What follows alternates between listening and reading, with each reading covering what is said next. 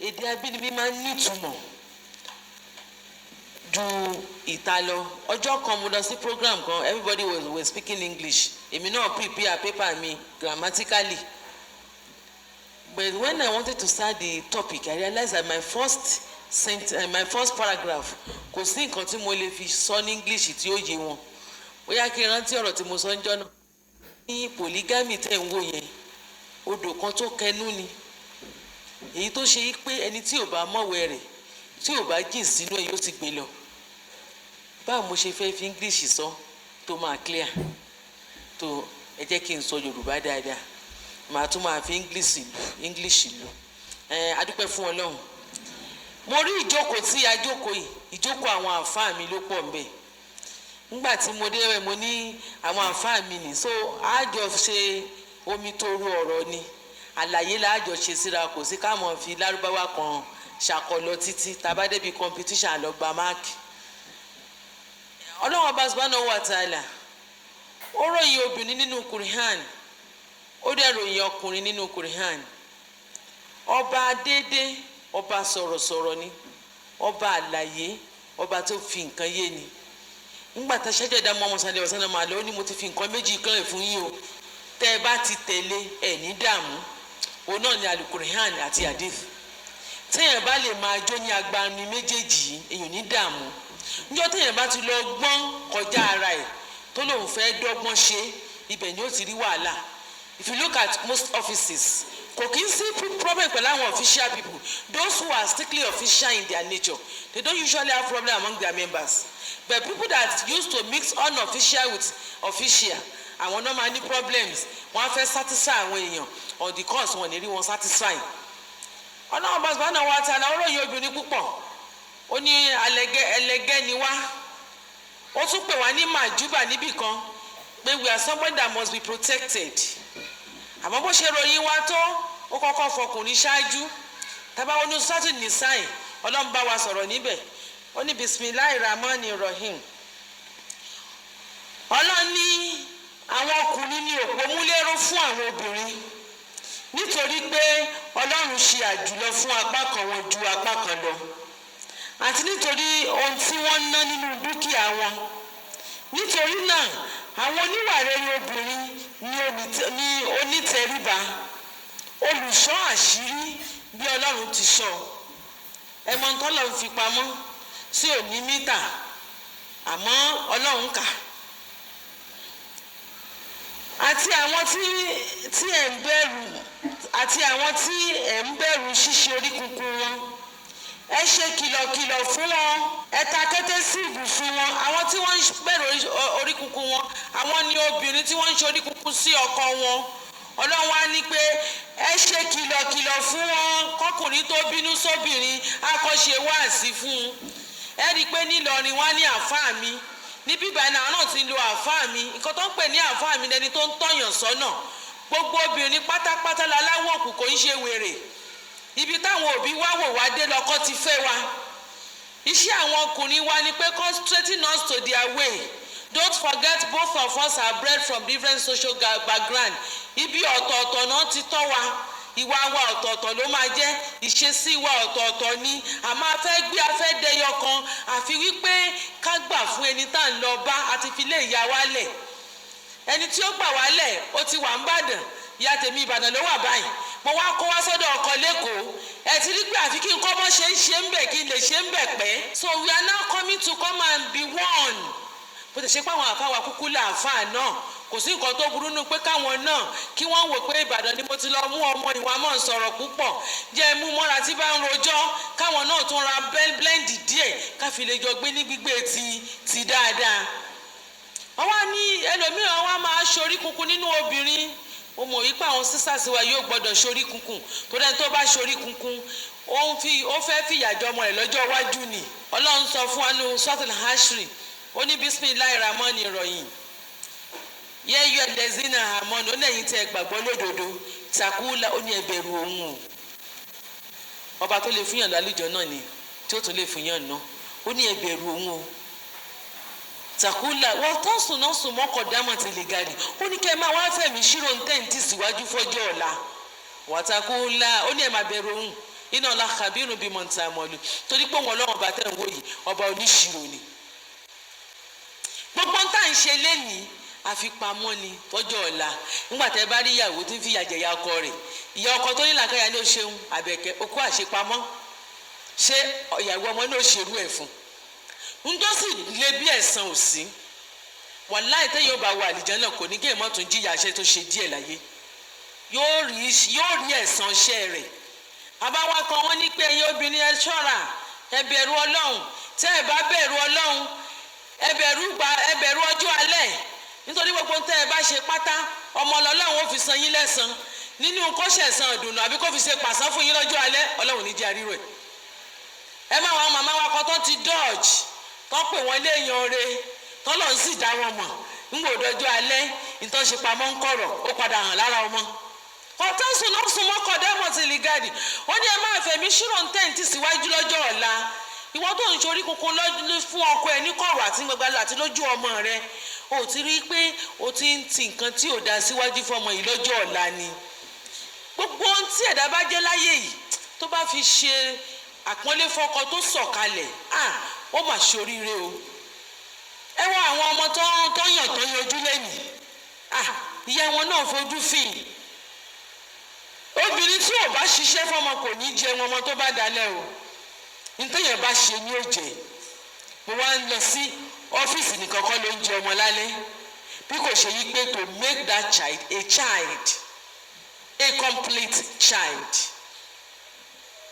wàláì mi ìríṣẹ́ tóbi ń ṣe nílé ọkọ wípé kò rí ẹnu ọkọ kó sì sọ ọmọdé olóríire lọ any other ones are ephemeral ọlọ́run tún bọ́ síwájú àìmọ̀ tí nǹkan bá wá ṣẹlẹ̀ láàrin wọn bóyá mo sì ń bọ̀ ń bẹ̀ bí ẹ bá sì fura ìrẹ́pọ̀ láàrin àwọn méjèèjì ẹ̀yin ìyá bàbá wa ìyá ọkọ wa ẹ̀yin ẹ̀gbọ́n tí àbúrò yín fẹ́ ọkọ torí sisters gan da lérú ju ìyá ọkọ míì lọ wàláì sister mi gbóná ju ìyá ọkọ lọ ìwọ tó ti dalé onírú ìyá kú iṣẹ́ ọlọ́run kó tètè rà ẹ́ padà kọ́ mọ́dálé ọmọ tiẹ̀ náà rú onítẹ̀ ẹ bá fura àìrẹ́pọ̀ láàrin àwọn méjèèjì ẹ̀yin ọlọ́gbọ́n kan nínú àwọn ènìyàn ọkọ àti ọlọ́gbọ́n kan nínú ènìyàn aya bí àwọn méjèèjì bá sí àtúnṣe ọlọ́run yóò ṣe àwọn méjèèjì ní kòńgẹ́ láàrin wọn ọ̀pọ̀lọpọ̀ ni wọ́n lọ ṣe àtúnṣe àmọ́ nínú wa àfẹ́ kó ṣe ọlọ́run sì sọ̀bà alábòsí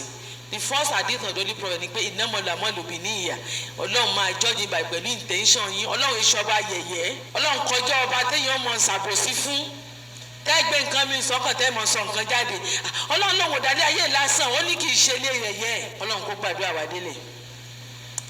àwọn obìnrin mùsùlùmí a ní láti múra I've been a teacher and I'm still a teacher problem ti máa ń ní pẹ̀lú àwọn ọmọ school ó máa ń bà mí lọ́kàn jẹ́ nígbà mi mo máa ń kọjá àyè mi bí iṣẹ́ màá tún máa lọ ilé wọn torí pé most àwọn ọmọ mùsùlùmí ọmọ single parents ló pọ̀ ẹ dákun gbogbo tẹ́ ẹ bá lè ṣe tí divorce yóò fi dínkù láàrin Islam ẹjọ́ ẹjẹ́ àjọ ṣe kò sẹ́ni tó lè ṣe bí irú ẹ̀yin tẹ́ jókòó torí ẹ gbọ́ lóun yé ẹ mú ìjẹyìn ara yín kú ẹ jẹ́ kí Ọlọ́run ṣe ọjọ́ kan sẹ́ni náà àlè karamalawaji ẹ̀ ó lé kèfèrí kan lọ nítorí Islam ni o ó wá fẹ́ pa bó ṣe débi sí kó fọ́ọ̀dẹ̀ báyìí tó ti gbé tó ti ṣubú lulẹ̀ kò yí bìlífì pé kò lè tó mi 12 o nǹkan gbélé mi lọ́wọ́ ìbò ni tó fi ṣubú lulẹ̀ ó fẹ́ nìyẹn kèfèrí yẹn wá tútọ́ sí lójú iṣẹ́ mọ̀ pé kàrámọ́lábàjẹ́ kò pa wọ́n lọ́jọ́ náà nítorí pé tó bá ba ṣẹ́ ní tì ó ti jẹ́ ìmọ̀ fìlìsì ẹ̀ ti kún ìjẹ́yàn rẹ̀ ló fẹ́ fi ṣe kò sí ní níláàdá ẹ̀ṣẹ̀ ló máa gbà whatever tá a bá fẹ́ ṣe já ṣe nítorí Ọlọ́run when you want to get married for the sake of Allah and the intention of propagating Islam in your home tẹ́ ẹ bá fi ìwà rẹ̀ tẹ́ ẹ bá ní wípé tó dẹ̀ lẹ́ ṣe fẹ́ it is a failure ìyá mi kan ní tẹ́ bá pàdé ẹnìkan ẹ má sọ wípé lágbájá ó tójọ́ mẹ́ta ẹ náà rẹ̀ mí níbo ló ṣe dà láàrin ọdún kan sí méjì ìwà ti lè yí padà tó bá dẹ̀ ṣe wà ní ó lè má làásídẹ́ǹtì o ó lè má kú o àmọ́ àwọn economics kọ́ wa pé as much as you see much of things the less satisfaction you derive from it tẹ́yẹ̀ bá ti rí nǹkan tó bá yá kò ní í jọ yẹn lójúmọ́ mọ́ parọ́ ni àmọ́ tó bá fẹ́ nítorí ọlọ́run ọba tí kò ní kú tí kò ní sùn tí kò ní rùn ó máa maintain stand ẹ̀ láéláé. ọ̀pọ̀lọpọ̀ wa lọ ilé ọkọ àmọ́ duty wa kí la lọ ṣe ń bẹ̀. ilé ọkọ ilé ayé ọmọ lọ́yọ̀ sọ́kọ mi lọ́rùn kọ́lẹ́ẹ̀jì ni. ilé ayé yóò ṣe ní eré test la wá ṣe ń bẹ̀ exam ni kọ́ lè fún wa ní position ká lè mẹni tí ó là àtẹni tí ò ní là tala máa fi sí àlùjànnà fìdáùsì tala máa fi síbi iná tó ń gbó jojojo torí ẹ̀ náà ni a wá ṣe láyè torí ìwà lọ́lọ́run ṣe dá ṣètánì tó fi ní ó ṣe mistake ọlọ́run gan sọ pé bismillahir rahmanir rahim wa man tashana inna yasha Allah rabbil alamin ẹ̀dá kan ò ní gbèrò kan tí wọ́n ṣe pé wọn ọlọ́run bá ti gbèrò ẹ̀. So this is a tested word. It's a word of testing. You continue to be tested day in day out. Ẹ dákun ẹ jẹ́ ká gbìyànjú ká máa yege ìwúlà mọ̀ tá a ṣe kan yìí ta ló mọjọ́ tí ó kù kò sí yìí bẹ́ẹ̀ ọba kú ń kó yẹn mọ̀ tó lè kú ọlọ́mọdé àkúká tó kú ọ̀pọ̀lọpọ̀ nú wa a máa ṣe gẹ́rẹ́gẹ́rẹ́ tẹ́sẹ̀ yẹn kan bá yí ẹ̀mẹ́ pẹ̀lú kan ṣù tí ó bá yí síbòmí kò ní lè dìde wọ́n gbé dìde ni kẹwàá sọ pé ọjẹ tó dẹ̀ wá ń dùn mọ́ta báwo ni a sọ fún ipò ọlọ́sàdé wọn sọ ìkọ́sàdé ọjọ́ ìwọ̀n dìde láyọ̀ ìrònú kan ọlọ́run má ṣe ọ̀rọ̀ wa lórí ìrònú kan ọlọ́run má ṣe wá ládùúgbà kan aládùúgbà kan ni aláàárẹ̀ àní ọlọ́sàdé wọn sún kọ́kọ́ wọn jáde kára wọn ó yá àdúrà kan ni kọ̀kọ́já ẹ̀mọ́ our sisters ẹ ti ń jọ mí lójú ní tí mò ń gbọ́ nípa yín ó ń fọwọ́ kàn mí lẹ́mìí lóòótọ́ temptations wà àwọn bàbá wa ṣé ẹ̀wọ̀ àwọn dádì nìkan tó má rì sùúrù làwọn màmá wa ní wọn ọ̀pọ̀lọpọ̀ lé ọkọ òmùgọ̀ náà pé òun tẹ́ ẹ̀ bá mọ̀ òmùgọ̀ alámùmọ́ra alámòjúkú ẹni tí ó ríran tí ojú rẹ̀ ti fọ́ ẹni tí ó gbọ́nà tẹ́tí rẹ̀ ti di ẹ̀ mọ̀ tí wọ́n bẹ́ẹ̀ ti ṣe máa di á gbà ṣe bí aláìgbọ́ á rí á ṣe bí aláìrí kíṣu ọmọ lè jiná jẹ fún un kọjọ ìyàwó ọmọ rẹ̀ kó má lọ gba yàrá lẹ́ẹ̀kejì kíkì ọmọ rẹ̀ kó lè ṣojú ẹ̀ àwọn ọlọ́pàá ilé ọkọ̀ ẹ̀dẹ̀ tí wọ́n á fi bínú ẹ ti gbé Islam sẹ́gbẹ̀ẹ́ kan èmi àṣọ pé màá sọ fún ẹ pé torí orí tí mo bù àbí orí tó ṣe pọ́nà ló fi bù ẹ́ ẹlòmí ọlọ́wọ̀n fi skáàfù rọrùn fún kò sí ní fi rọrùn fún tí ó jáde láyé ẹni ó bá gbé àgé àlùwàlà tó bá fẹ́ kírun àánú Ọlọ́run bẹ lára ẹ̀ ni torí ẹlòmíì àti lọ bomi ságé Ọlọ́run ní jó rọrùn fún kó lè wọná ẹ sí tòsí ẹ sì wá lọ yàtọ̀ mo dé tí observe kí ní tẹ́rù ń bà mí ọ̀pọ̀lọpọ̀ máa lọ sí programs àwa wúlò lé àìwúlò lé wáyé ló sì wá délé ọkọ a lọ programu lórí Badagry lẹ́nì àmọ́ bọ́n ṣe gbálẹ̀ lé àmọ́ bọ́n ṣe fabọ́ lé àmọ́ bọ́n ṣe fọṣọ lé àti ẹ̀mọ́ tí ìyàwó gan fẹ́ ọmọ kan ọmọ àlùbáríkà ó lọ wá míìkì táwọn òbí ẹ̀ máa mú dọ́jọ́ kan ibi ń pa wọ́n nígbà tí ó fi wá míìkì yẹn dé àwọn ìyá ti sùn àti bàbá ọwọ́ gbé míìkì yẹn lọ́wọ́ títí tí wọ́n fi jí lọ́rùn wọ́n yẹn yíra padà ní kí ló dé ó ní mílíkì yẹn ni pé táìmù náà mo wà lọ àmọ́ nígbà tí wọ́n èdè ẹ ti sùn ìsìfẹ́ kò wù mí ká ẹ̀sùn lébi ìsì tó fẹ́ jí yín wọ́n á rò pé ń gbọ́ náà bá ní kẹ́ ẹ yíra padà ẹ lè gbẹnu ẹni mélòó nu wa ní wáyọ̀nù ìyá rẹ̀ náà ṣé yọ̀mọ̀ pé gìgísẹ̀ òbí wa ni àlùjọ náà wá wà ní wọ́n lé ọmọ tó ṣe nílé ọkọ ọ̀kọ́ ní yọ̀nù òbí gbogbo ẹ̀ ń bá sọ pé ó bá fẹ́ àgbààgbà lé ọkọ yóò máa ní pọ́blẹ́mù bẹ́ẹ̀ torí kó tó bá ní pọ́blẹ́mù kékeré kò ní tètè wálé kọ́ bá sọ̀vẹ̀ kì í ṣọ́gun ó lè jẹ́ náà méjì péré pé àákín á ní dọ́kùn lọ́mọ mi mo ní màá mi ẹ bá ń gbọ́mọ mi lọ́wọ́ èrò pé bẹ́ẹ̀ àbáyé kí wọ́n ti wọ́n yóò ní kan kẹ̀rẹ̀ kan wọ́n ní mọ́lẹ̀ gbé mọ́jọ jábọ̀ mọ́jọ mọ́ ṣubú dákun o àwọn alẹ́ ni ẹ kó àwọn ọjà àwọn ọlọ́kọ̀ rẹ̀ lóde bọ́ stọ̀fù ọkọ̀ sáré wá pè mí ó sáré wá mú kàn wá lẹ́yìn délẹ̀ wọ́n ṣíbi lábàrá mo bá dìde bàbá ń lọ bá ṣe dọ́nà wọn ò tiẹ̀ ta sí mi màmí ò gbé dúrọ́pù ni wọ́n gbé dúrọ́pù lọ́jọ́ yìí wọ́n ṣe ìtajà ṣe lọ́wọ́ tó wà mí ò ní gbé dúrọ́pù wọ́n ti ṣírò owó yẹn bá ṣe lọ́dọ̀ àwọn ọkọ mi sàlámà lẹ́kùn ìyá wọn súnà mi ìwà kíyìn o ìyàwó yín ló wá bá mi wọ́n ní kíní kankan òun mo sì bèèrè pé ṣé bàbá ọkọ rẹ̀ gbọ́ ó ní kéèrè gbọ̀gbọ́ lọ́wọ́ ní jí ọkàn mi wọn àwọn dé sálẹ̀ ìyàwó yìí ò tí ì jẹun wọn sì pé mo rò pé màmí mo fẹ́ jẹ́ àwọn náà wọn lọ bẹ́ẹ̀ nílé àsán lọ bẹ́ẹ̀ nílé níjọ́ tó wọn àtọkọ ẹ̀ bá wá kí mi màá fún ọ lóúnjẹ jẹ ẹ yá fún lóúnjẹ jẹ o wọn bá ń sáré lọ bọ́sọ̀ ọba ọkọ mi ò bá wọn bọ́sọ̀ wọ́n ṣe ń rìn lọ mọ́mọ́ bàbá ọkọ mi ò rí wọn lébà ká ṣe pé bóyá mo ṣe gírímọ́ká ilẹ̀ mi nílé lọ ilé pọ́blẹ́mù á máa aggravate àti wá bọ́ sódì kóbi tó gbọ́ ilé òbí èèyàn máa ń padà wá bẹ́ẹ̀ for any reason kì í ṣe pé èèyàn ń kó bọ̀ wọ́n rí sí ọ̀dàdà máa mú yẹn wá pé mọ̀ mi ẹ̀rí kinní kan bẹ́ẹ̀ yẹn bá sọ pé kò sẹ́ni kankan tó fi lọ kò ní lè rí lé padà wá bá èèyàn nítorí pé èèyàn lọ ẹdẹ kó bọ̀ ọ̀dẹ̀gẹ́ wọ́n lè má mọ àkídà yín àmẹ́dọ́gbọ́n dùn ẹ fàdúrà sí kọ́lọ́wọ́n ọ̀rọ̀ wọn kan yọ̀ǹda fún yín nítorí pé níjọ́ tó gún ojú ń pọ́ngún àwòdì ló bára níjọ́ tí wọ́n ń lébọ̀ kò sẹ́ni kankan wọn bá já sọ́run jọ náà náà ni wọ́n já sáyé náà fi bí yín so ẹ kàn lè take them anything out of them anyhow àwọn ìyá yìí ẹ gbàṣẹ lọ́dọ̀ wọn nítorí pé ẹ lè san oore tí wọ́n san fún yín láéláé wọ́n bá àwọn gúrùpù kan wọ́n lọ ra mílíkì wọn lọ gbé fún ìyá wọn pé tọwọ́ mílíkì tán fi fáwọn lọ́yàn ọlọ́run ní ṣe yín bẹ́ẹ̀ ọjọ́ kan máa ń kan ó ń tàwáfù níbi Káàbà ó wá pàdé Umar ọdún aláwùtá lánìí òye wá sọ fún wípé ó wá gbé ìyá ẹ̀ sí èjìká ó fi tàwáfù ó wá ní ṣé nǹkan tí mo ṣe ṣe mi ti san ẹ̀san ìyá mi fún ìyá dà pé ó lè sẹ̀san ìyá rẹ̀ kódà ó ò tí ì ṣe ń tó gótù nígbà tó fẹ́ bí ẹ̀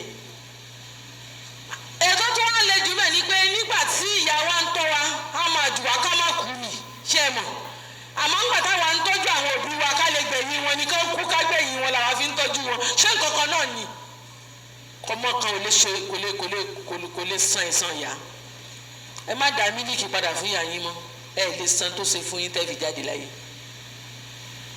ẹ gbà ṣẹ́ká ẹ tó lọ kọ́nà wọn fi bẹ̀ gbà yín èèyàn máa ń prepare ni marriage is a journey it's like you are going on hajj you prepare well so that ọlọ́run fàyè gbà ọ̀yàn tabadẹ̀ tí wọ́n á dán ìbá prepare well another one tún nìyẹn kò sẹ́ni tí ó dòdì ọkọ títí ò ní bá bí ó ṣe mọ ni ó mọ are you getting my point kẹ́hìntì dì mọ́ pé ọjọ́ kan òjò ọjọ́ kan ọ̀dá ọjọ́ kan mu wẹ́rẹ́wẹ́rẹ́ olóru wẹ́rẹ́wẹ́rẹ́ yóò wà ọlọ́ọ̀ni fàyín náà máa ní usiri usiri ọyìn náà máa ní usiri lẹ́yìn ìnira ìdẹ̀ra dé ilé ọkọ is an adulating world is full of ups and downs ẹnì kò lè yíyọ lọ́dọ̀ ọkùnrin lọ́dún kan àbí kẹjọ wà in the same relationship lọ́dún kan ṣeéṣe inú kẹẹdùn lónìí kẹjà lóṣù kí mùsùlùmí kékeré wà lóṣù kan àbí ẹ máa kọ́ ẹ ti dẹrù yín kíbẹ̀ lè ṣe é gbé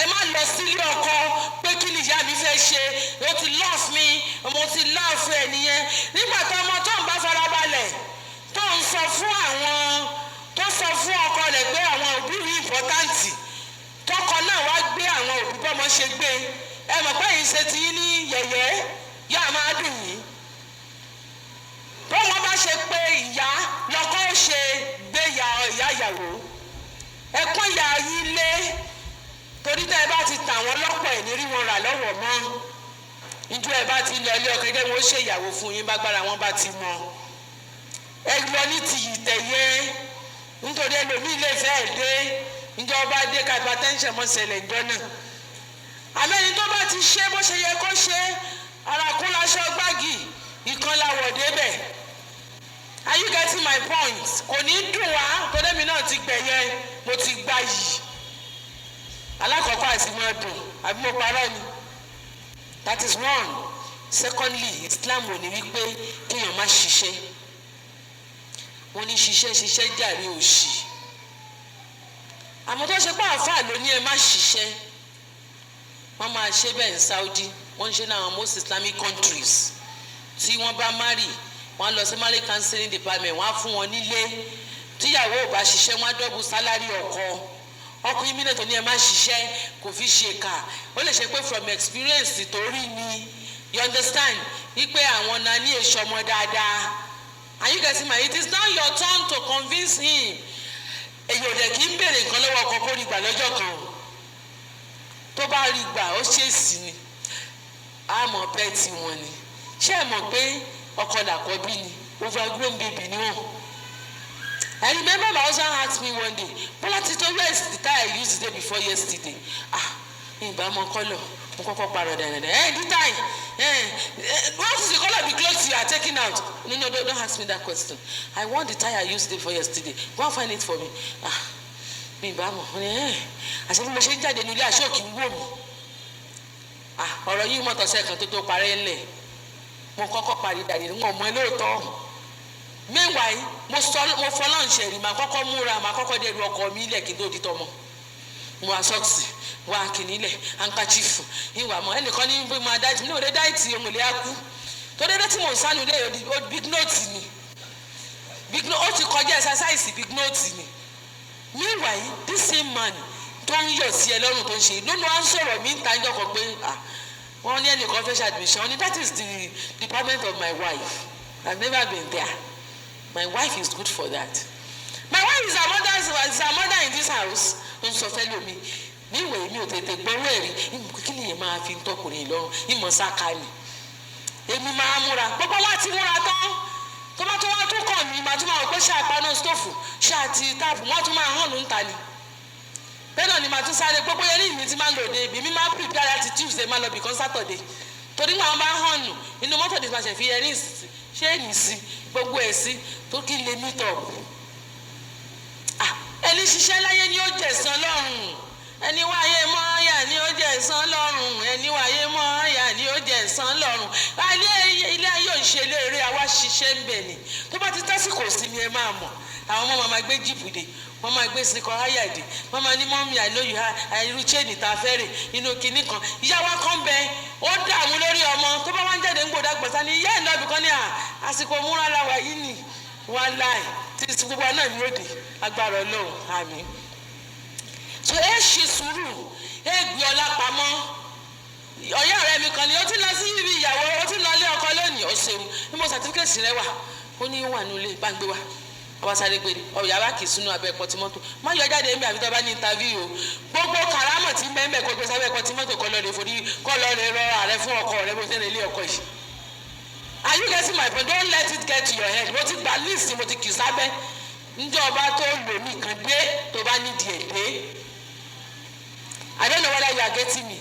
So for that reason ẹ má jẹ́ ká jọra wa lójú táyé pé bàbá ni màá kàn tẹ̀ kó lè mọ̀ ẹ má jẹ́ ká jọra wa lójú ká máa ṣe bí pé kò sí irú mi irú Ọlọ́run ni ò sí lóyè pọ̀ ju omi òkun lọ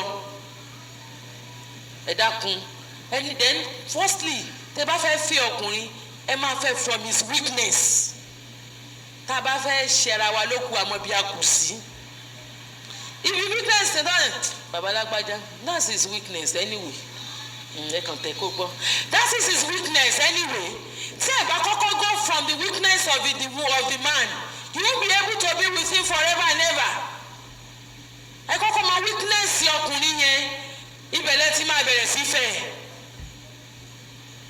ẹlẹ́ẹ̀kejì njọ́ mo lọ ilé ọkọ bàbá mi sọ fún mi Àríkẹ́ okú oríire ní o Ọlọ́run ó gbàdúrà Ọlọ́run fún àlùbáríkà sí o ilé ọkọ ló ń lọ yìí o torí bá bọ́ ọ ṣe àṣẹ ọ níwọ nìkan mọ́ fọkàn sí o parted gift ní pásù tèmi tí mo gbà nù mọ́ fọkàn sí o and don't ever mo ní sẹ́nìkan sọ kékeré kan ṣe counterfeit whatever has been the time by now you will surely come to pass neighbor mi kan bẹ mo máa ń fi ọ̀rọ̀ ẹ̀rọ kọ́ mi sọ̀rọ̀ ní pé àwọn èèyàn nìyẹn Ọlọ́run ṣàánú ẹ̀yin àṣírí mo fẹ́ nígbà ni níjọ́ tó lọ́wọ́ fi di mi jálẹ̀ number 1 ni ló bá ń pè mí lọ fèsì bọ́lá mo lè wà mo fẹ́ yọ òyìnbó mo fẹ́ ra àwọn ìmáyà nǹkan sáà máa bọ̀ lé gbogbo tá a bá rí a máa jẹ máa yẹ tó bá ń fọ tíyàwó yẹn bá ń fọṣọ máa yẹ máa ṣàn ni wọ́n jọ mọ́ sáà ni àfìgbà táwọn sọ wípé wọ́n ẹnìkan bímọ fún wọ́n gbọ́ ọmọ wá sọ lóko bí wọ́n yẹ dákú hospital lọ́wọ́ ìjọ kó mọ́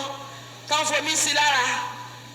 So my sisters ẹ má jẹ́ ká sọ àwọn brothers sínú o tí wàhálà wa lórí polygamy bá ti pọ̀ jù wọ́n lọ máa fáwọn tí ó lè ẹkú òlé ni o ẹ gbọ́ mi yé wọ́n lọ máa fẹ́ àwọn tí wọ́n lè ẹkú òlé ni àwọn kan bẹ wọn fẹ́ bá wọn lé àwọn làásì ní dé bá. Are you getting my point?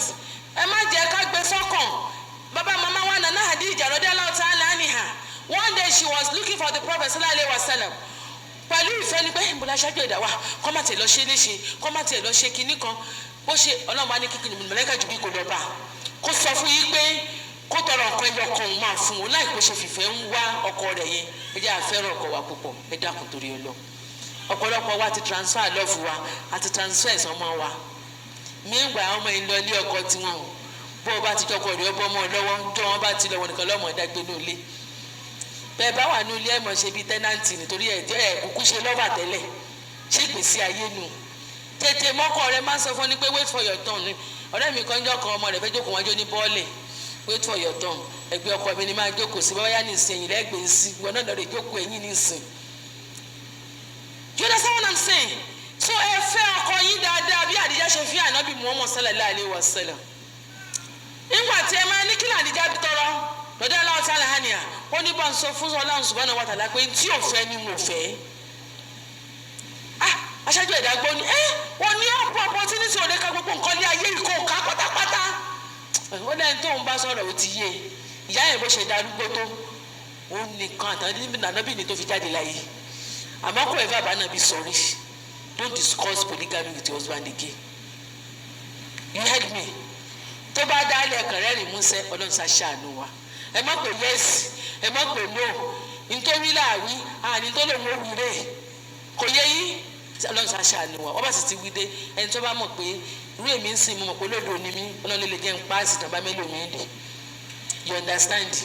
Màá yára pé Ọlọ́run ó sì rí bí mímú ṣe tó o sì rí o aláwọ̀ àsúrí ni bí sùúrì kẹjẹ mí ìlà dákun bò mí láṣìírí tó rẹwà o ìrò pé ń lè páàsì pẹ̀lú obìnrin yìí o dákun bò mí láṣìírí obìnrin bá ń fún lọ́kọ̀ lálùbárí kàtàn jọ bára wọn kalẹ̀ ọkàn yọ̀ǹda ọkọ mi fún mi ìní bá sọ don't discuss polygamy with your husband ṣé yẹ yín ẹ má máa ní wọn lára ẹ má spy wọn don't spy them again.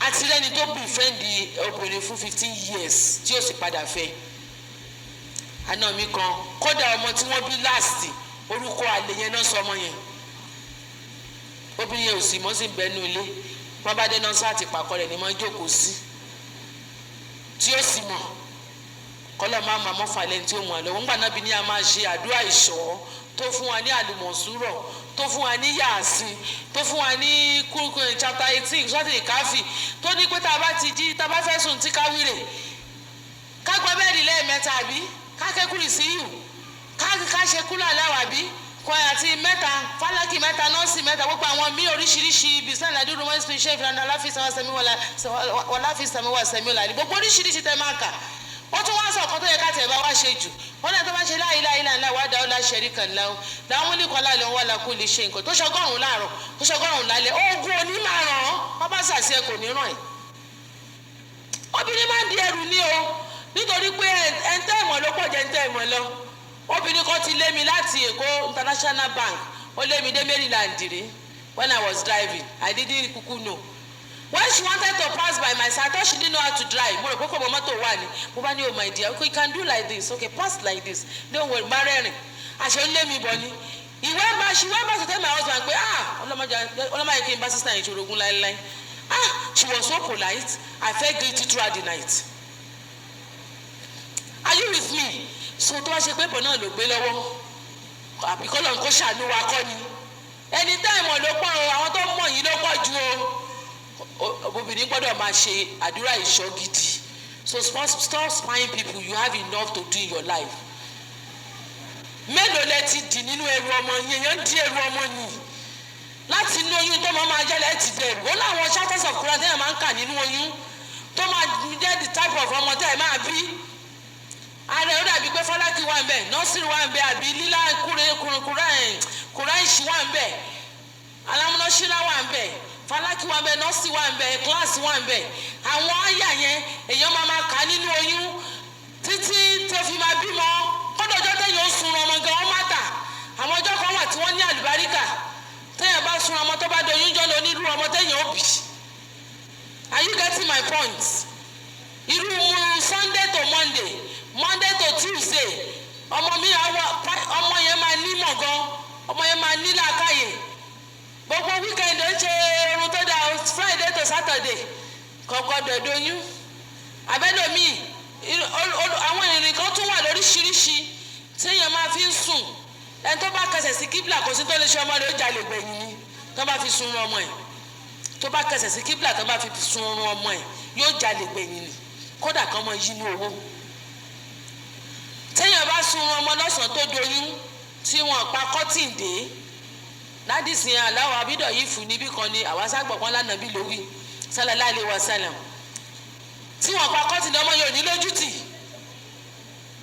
sallallahu alaihi wasallam so ẹ̀rù ọmọge yẹn máa ń di ẹrù ẹ̀ ní bẹ́ẹ̀ bá bímọ sáyọ́ ní téèyàn máa ṣe èyàn fáwọn orí ọmọ á wé the equivalent of the gold á lọ fi ṣe sàrà ọmọ yẹn gbogbo aburú tí ó wà fún ìfúnṣọ ọlọ́wọ́ bá clear ẹ̀ bẹ́ẹ̀ bá bímọ ìyá jẹ dàbínú yóò jẹ yóò kun àgàbà bọ́ ọmọ á fi sọmọ yẹn lẹ́nu gbogbo àrùn tí ń lè mọ ọba ọmọ jà yóò sì lọ ẹ kàn yín sọmọ lẹ́nu gbogbo àwọn ìrìn àjò ọmọ bíbí kan kì í ṣeré fọmọ lọ́yàn yẹn ní máa kọ́yàn káàkiri kí ló fẹ́ fi sẹ́nu búra ọ̀rọ̀ ọlọ́run ẹ̀dẹ̀ ọkùnrin wa ló wá ń sáré tó o bá bọ́ra nítorí ọkọ alẹ́ lọ́ọ́ fẹ́yìn dúdú wálé kí n wà láàníìsì ọkùnrin ò ṣe é sọ pé torí èdè ọjà ìwúṣàmọ́ báwọn ṣe ń torí ọlọ́run kó mọ̀ ṣe pẹ́pẹ́ fúru fún wọn káṣọ wọn mọ́ dọ̀tí oúnjẹ wọn bá ti ló yá kó yá ọ̀pọ̀lọpọ̀ ní wa a tún máa ń ṣe kinní kan too cold for comfort holier than pope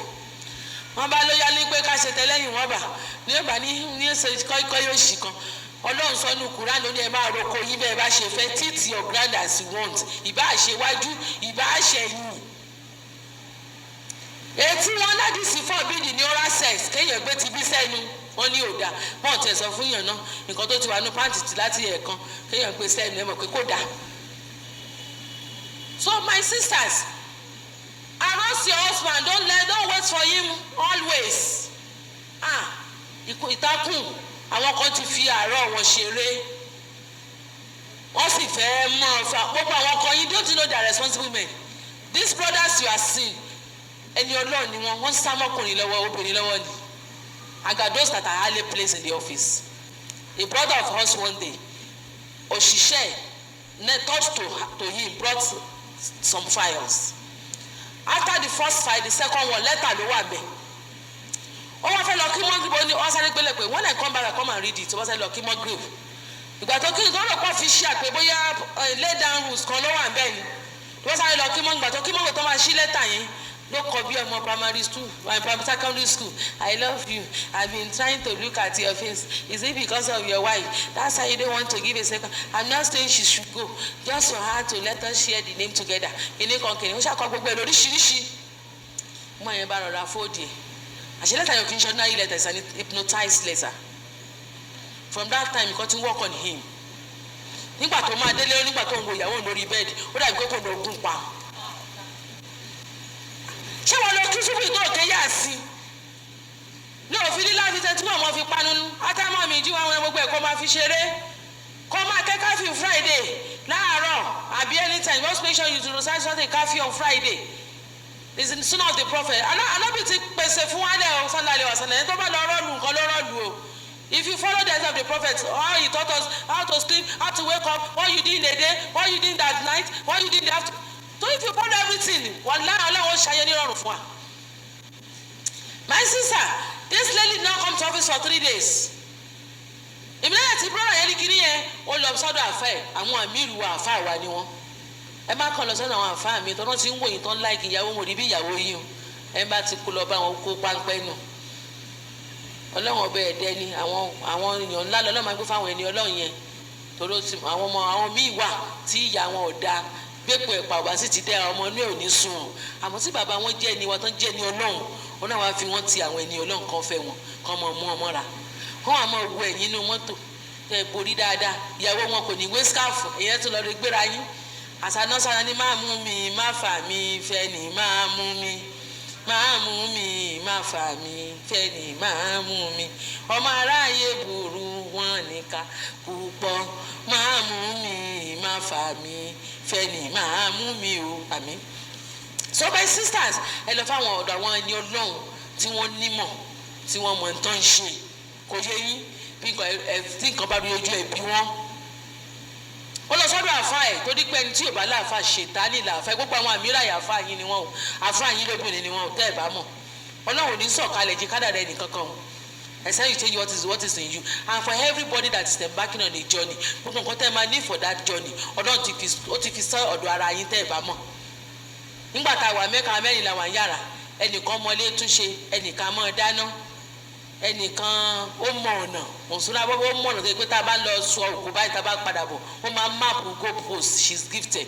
èmi ọlọ́run sọ pé ìwọ̀nba tẹ́ ẹ̀kọ́ wa ń jó ní yẹn èmi náà lè mọ ṣàlàyé wọn ìfún wọn tá a bá lọ ṣiṣẹ́ èmi dàbí ìyẹn ni mò ń ṣe. For every group ọlọ́run ti fi nǹkan tẹ́ need in that group fún yín. It is now left for you to look inwardly and make opportunity of what you have within yourself. Are you with me? Yes, my sisters. So time? Okay. So like I was saying, okay, that's what affects me, right? Alhamdulillah, Ọlọ́run padà gba brother ìlọ́wọ́ sister yìí. Ẹni tó ń lọ bá yẹn, uncle wọn yẹn wá mọ̀.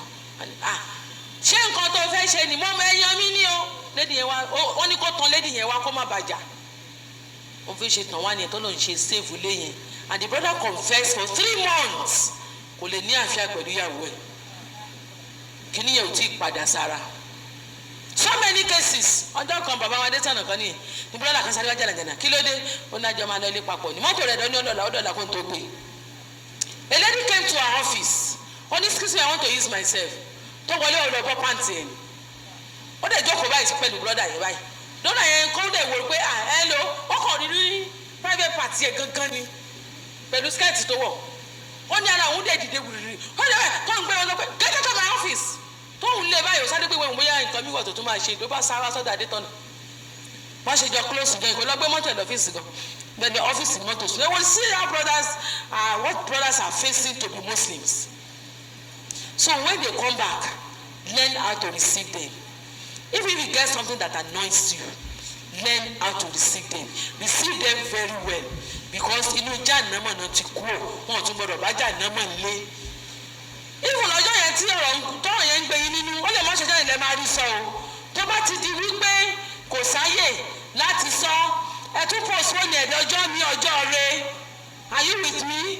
It doesn't mean pé it should be that day, it should be that day. It may not be that day. Nítorí ṣe pàtàkì ní success of what you want to discuss. My sister in Islam ẹ ní ṣiṣẹ́ lásán kò sí yìí nílé ọmọ tó lọ lé ọkọ tó tún padà wálé o. Divorce ò easy o.